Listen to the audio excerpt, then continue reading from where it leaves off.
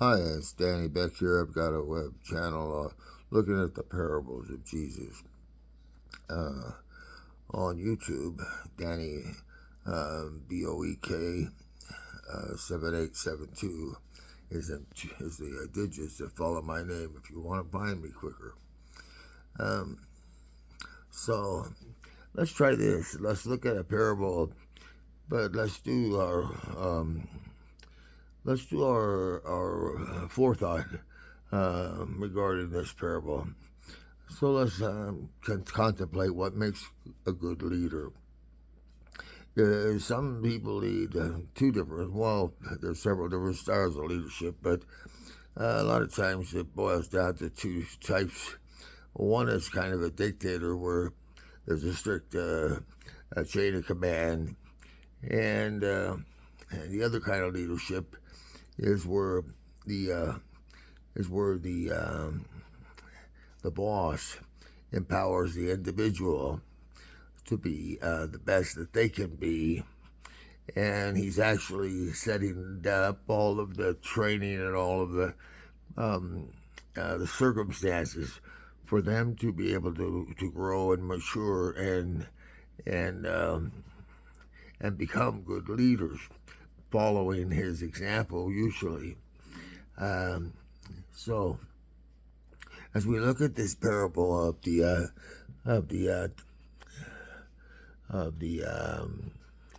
talents, it follows the parable of the 10 bridesmaids in Matthew 25. It's Matthew 25:14. Now, here we go. One's given 5 talents, one's given 2 talents, one's given 1 talent, each one according to his own ability. Because this certain wealthy person is leaving his materials behind him in the hands of his employees, but they're servants. But he's treating them more like employees because he's actually giving them a lot of responsibility. And he says, "Trade with the same, and when I come back, we'll see how you done." Now, uh, he comes back. The one who had given 5, get 5 more, and he says, "Well done. I'll make you ruler over 5 cities, and come and enjoy the comforts and pleasures of, my household." And so the same thing happens with the one who was given 2 talents. He gets 2 more. And so he says, "Well, well done, and hey, I'll make you ruler over, 4 cities, and come in and enjoy the pleasures of my household." The one that's given 1 talent says to him, "Well, I knew you were, a hard person, and that you reap where you didn't sow, and you gathered where you didn't straw." That's an interesting analysis that he's given. He's presenting to the rich man. He's saying, basically, he's saying, well, stop for a minute. What we tend to do with our relationship with God is we think, or man thinks that he's a lot like God. If he was God, God would be a certain way, and he's got a vision, of what he would expect from God, based upon what he would do if he were God. So, what's happening in this story is that this one who's been given 1 talent says, "Well, I knew you do things where you really have not invested anything into it to begin with. You're profiteering. You're kind of opportunistic kind of person." And so the master of the services says, "Well, you knew I was this way, and you knew I was this way, and so why didn't you do something like put it out there for the lenders and let them get some use out of it? Why bury it in the ground?" And I got to thinking perhaps he buried it in the ground, hoping that this fellow wouldn't come back, and if he didn't come back, he would at least have that thing for himself later on. But be that as it may, he passed judgment on the master. And what happens is that the master takes the one, and he gives it to the one who has 10 talents. And at that very point, you realize, well, wait a minute. He didn't collect any of the revenues that these guys had doubled his money on. He'd actually promoted them and given them money as the bonus. So all of their efforts that they put in were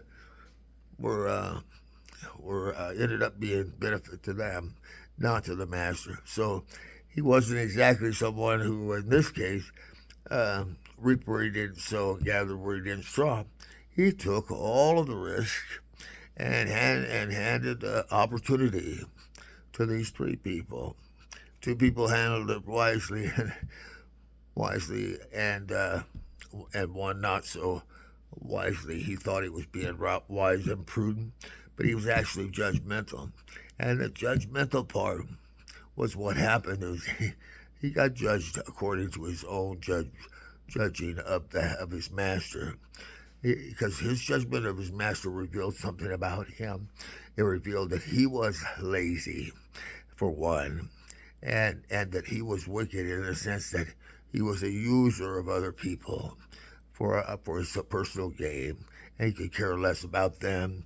And the master was quite opposite from that. He put his trust in these guys, and he put his faith in them, and he backed it. Money talks, and he backed it up with his cash, And so all the risk, and completely opposite from their judgment that the one with the one talent had made upon him. And the kicker is, but at the end of the parable, towards the end, he gives it to the one who has 10 in it. They go, well, he has 10, and that tells you right there that he didn't collect that back. So it was never about the money. It was about helping these other people become great leaders themselves. Great. Now, how does doubling your money make you a great leader? Well, it says that they traded with the same, and so the same one. You see, the rich man had faith in them. He believed in them that they could do something. All three of them. One let him down, but the other two didn't. And in order for a good business to take place, you have to believe in other people. You have to have some faith in other people. If you're going to do any kind of business at all, you got to have some faith in other people. You can't do it thinking everybody's out to cheat you. And if you do think that, then there's a slight chance that you've got a few problems there with honesty yourself. So they said, he has 10. And the master says, to him who has, much shall be given. But if we're talking about faith, to him who has faith, much faith will be invested in him. But if you don't have any faith, then you really can't be trusted. If you can't trust others, there's something inside of you that's saying why you don't trust others, and you kind of have a revealing of yourself there, and that's at least the way that I understand it, and for some of us from personal experience and personal growth. But be that as it may, parable is to help show us a side of ourselves that we might not want to look at. But if we discover something's wrong there, let's change it and be all the better for it. Thank you for your time.